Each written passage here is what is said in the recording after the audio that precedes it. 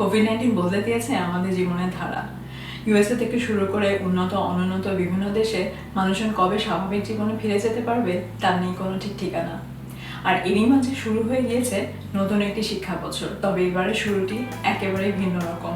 বাচ্চারা স্কুলে যেতে পারছে না, তারা বাসায় ল্যাপটপের সামনে বসে ক্লাস করছে, আর দূরে বসে শিক্ষকরা অনলাইনে পড়াশোনা করাচ্ছেন, যার নাম দেওয়া হয়েছে ডিস্টেন্স লার্নিং।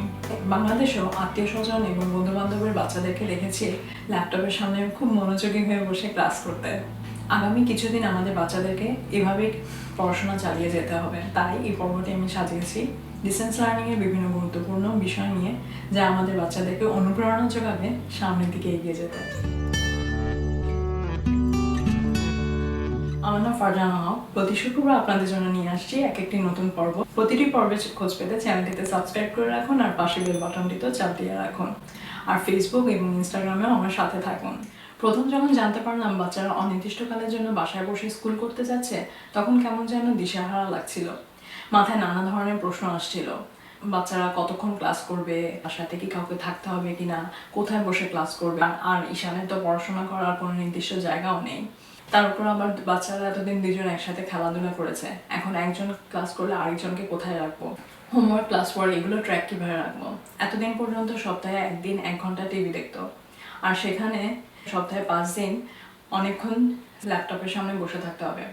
এইসব নানান বিধ চিন্তায় উদ্বিগ্ন হয়ে পড়েছিলাম। তারপর রিমোট লার্নিং সম্পর্কে অভিজ্ঞতার কাছ থেকে কিছু উপদেশ নিয়ে নিলাম, আর চিন্তা করে দেখলাম যে পরিস্থিতি তৈরি হয়েছে তাতে বাসায় বসে ক্লাস করাই বাচ্চাদের জন্য সবচেয়ে বেশি নিরাপদ। আর এই অদ্ভুত পরিস্থিতিতে আমরা কিভাবে ভালো থাকতে পারবো তাই আসলে আমাদের খুঁজে নেওয়া দরকার। ডিস্টেন্স লার্নিং বাচ্চাদের জন্য যেমন একটি সম্পূর্ণ নতুন প্রক্রিয়া, আর বাবা মা এবং শিক্ষকদের জন্য পুরোপুরি নতুন একটি অভিজ্ঞতা। বাবা মা নিজেদের কাজের পাশাপাশি বাচ্চাকে পড়ালেখা, বাড়ির কাজ করা বা অ্যাসাইনমেন্ট করতে সাহায্য করতে পারবে, তার একটি সুন্দর পরিকল্পনা তৈরি করে ফেলা যায়। এই সপ্তাহের শুরুতে ক্লাসের শিক্ষক ক্লাসে কি কি কাজ করাবে, কোন অ্যাসাইনমেন্টটি করতে হবে তার একটি পরিকল্পনা ইমেইলে পাঠিয়ে দেন। সেই স্কেজুলটি কপি করে আমরা আমাদের গুগল ড্রাইভে রেখে দিতে পারি। তারপর সেই রুটিনটি থেকে বাবা মা ঠিক করে নিতে পারেন কে কতটুকু, কে কোন কাজটি করাবেন। পাশে নোটও লিখে রাখা যায়, তাদের বাবা এবং মায়ের দুজনেরই বুঝতে সুবিধা হয় কোন বাড়ির কাজটি করা হয়েছে এবং কোন বাড়ির কাজটি করা হয়নি। এছাড়া গুগল ড্রাইভে ফোল্ডারও বানানো যায়। প্রতিটি বিষয়ের জন্য যেসব অ্যাসাইনমেন্ট থাকবে বা বাড়ির কাজ থাকবে, সেই বাড়ির কাজগুলো ফোল্ডারে রেখে দেওয়া যায়। তাতে যখন দরকার হয় তখন খুঁজে পেতে খুব সুবিধা হয়। ছোট বাচ্চা যাদের আছে, যারা কিন্ডারগার্টেন যাচ্ছে বা তার চাইতেও ছোট, প্রথম দিকে হয়তো তাদের সাথে বসে থাকতে হবে, কিন্তু 1 বা 2 সপ্তাহ যাওয়ার পরে তারা অভ্যস্ত হয়ে যাবে। এরপরে কিছুক্ষণ পর পর তাদেরকে দেখে আসলেই হবে। রুটিন রুটিন রুটিন একটি রুটিন তৈরি করা খুবই গুরুত্বপূর্ণ। বাচ্চারা রুটিনের মধ্যে থাকতে পছন্দ করে। তারা নিজেরা হয়তো কখনোই সেটা বলবে না, কিন্তু রুটিনের মধ্যে থাকলে তাদের শরীর এবং মন দুটোই ভালো থাকে। আর একটি রুটিন করে ফেলতে পারলে বাচ্চারাও আস্তে আস্তে অভ্যস্ত হয়ে যায় এবং তারাও মনে রাখতে পারে কোন কাজটি পরে কোন কাজটি আসছে। যেহেতু প্রতিদিন একই সময় ক্লাস শুরু হতে যাচ্ছে, তাই প্রতিদিন একটি নির্দিষ্ট সময় তাদেরকে ঘুম থেকে উঠে তৈরি হয়ে নিতে হবে স্কুলের জন্য তৈরি হয়ে ল্যাপটপের সামনে বসে ক্লাস করলে বাচ্চা নিজেও মোটিভেটেড হবে মনোযোগী হয়ে ক্লাস করার জন্য। স্কুলে না গেলে স্কুলের টিচারের সামনে সে বসছে, বন্ধু বান্ধবের সাথেও তার দেখা হচ্ছে, তাই একটু পরিপাটি হয়ে বসাই ভালো। আর শিক্ষকও নিশ্চয়ই পছন্দ করবেন বাচ্চা পরিপাটি হয়ে তার সামনে ক্লাস করতে বসলে। ঘুমের কাপড় পরে প্রতিদিন ক্লাস করতে বসলে নিশ্চয়ই তারও ভালো লাগবে না। পড়াশোনা করার জন্য এমন একটি জায়গা দরকার যেখানে বসে মনোযোগ দিয়ে পড়াশোনা করতে পারবে। তার মানে এই না যে এখনই টেবিল চেয়ার সব কিনতে হবে। যেহেতু অনলাইনে ক্লাস করবে, অনেকগুলো বাচ্চা একসাথে বসে পড়ালেখা করবে, তাই আশপাশ থেকে যেন কোনো শব্দ না আসে এবং মনোযোগ দিয়ে ক্লাস করতে পারবে এমন জায়গা বেছে নেওয়া প্রয়োজন। আর বাচ্চারা মনোযোগী হলে শিক্ষকের জন্য পড়ানো সহজ হবে। প্রথমেই বলছিলাম ঈশান কোথায় বসে পড়াশোনা করবে তা নিয়ে অনেক চিন্তা করতে হয়েছে। শেষ পর্যন্ত ঠিক করলাম ওর শোবার ঘরেই ওর পড়ার ব্যবস্থা করব। আমার টেবিলটি ওর ঘরে দিয়ে দিয়েছি, আর এখন থেকে আমি আরও ভাগাভাগি করে টেবিলটি ব্যবহার করব। বাড়ির কাজের জন্য প্রতিদিন একটি নির্দিষ্ট সময় বেছে নেওয়া দরকার, কারণ প্রতিদিনের বাড়ির কাজ প্রতিদিনই শেষ করে নেওয়া উচিত। না হলে দেখা যায় বাড়ির কাজগুলো একটার পর একটা জমতে শুরু করেছে। এপ্রিল এবং মেতে বাচ্চারা যখন বাসায় বসে ক্লাস করছিল, টিচাররা প্রতি সপ্তাহের শুরুতেই রুটিন পাঠিয়ে দিত কোন দিন কি করতে হবে, কোন দিন কোন বাড়ির কাজ আছে সেগুলো নিয়ে। ঈশান তখন কিন্ডারগার্টেনে পড়তো। আমি ওকে বলতাম যে বাড়ির কাজ করো। ওর খেলাধুলায় বেশি মনোযোগ, বাড়ির কাজ করতে চাইতো না। আর আমারও ইচ্ছা করতো না ছোট একটা বাচ্চাকে বাড়ির কাজ নিয়ে বারবার চাপাচাপি করতে। আর তাই ফলাফল হিসেবে দেখা যেত বাড়ির কাজগুলো শুধু জমছে, আর সবসময় ট্র্যাক রাখতে হতো কোনটি শেষ হয়নি, কোনটি করা হয়েছে সেগুলো নিয়ে। তাই এবার ঠিক করেছে প্রতিদিনের বাড়ির কাজ প্রতিদিন যেন শেষ হয়ে যায় সেদিকে লক্ষ্য রাখা। প্রয়োজনীয় জিনিসগুলো গুছিয়ে নেওয়া। ইউএসএ তে বাচ্চাদেরকে ক্লাস করার জন্য ক্রোমবুক দিচ্ছে, সেই ক্রোমবুকে লগ ইন করতে হয়। লগ ইন করার জন্য ইমেইল, পাসওয়ার্ড এগুলো ক্লাসের শুরুতেই জেনে নেওয়া দরকার। আমি যেমন ইমেল অ্যাড্রেস জানতাম, পাসওয়ার্ড জানতাম না। পাসওয়ার্ড জানার জন্য অনেক বেগ পেতে হয়েছে আমাকে। এছাড়াও ল্যাপটপে পাওয়ার আছে কিনা, পাওয়ার চলে গেলে কিভাবে পাওয়ার প্লাগটি সংযুক্ত করতে হয় ল্যাপটপে, সেগুলো বাচ্চাদেরকে আমরা শিখিয়ে দিতে পারি। এছাড়া ক্লাসের সময় কি কি লাগতে পারে ক্লাসের শিক্ষক আগে থেকে সে তা জানিয়ে দেন। তো সেই অনুযায়ী বাচ্চাদের কাছে জিনিসগুলো সংগ্রহ করে রাখলে ক্লাস করতে করতে তাদের আর খুঁজতে হবে না, হাতের কাছে পেয়ে যাবে। বাচ্চার খোঁজখবর নিন প্রতিদিন। খুবই গুরুত্বপূর্ণ বিষয় বাবা মাদের জন্য, তা হলো বাচ্চার সাথে যোগাযোগ রাখা।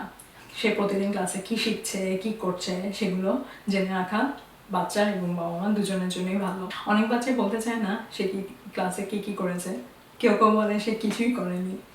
ঈশানকেও যখন জিজ্ঞেস করি ক্লাসে কি করেছো, সে কিছুই বলে না। তাকে তখন একটার পর একটা প্রশ্ন করতে হয়। আজকে শুরুতে কি করেছো, তারপরে কি করেছো, তারপর তোমাকে টিচার কি জিজ্ঞেস করেছে, তারপর কোনো ছবি এঁকেছো কিনা, কোনো নাম্বার শিখেছো কিনা, এগুলো একটার পর একটা জিজ্ঞেস করতে করতে খুঁজে বের করি যে সে আসলে কি করেছে সারাদিন ক্লাসে।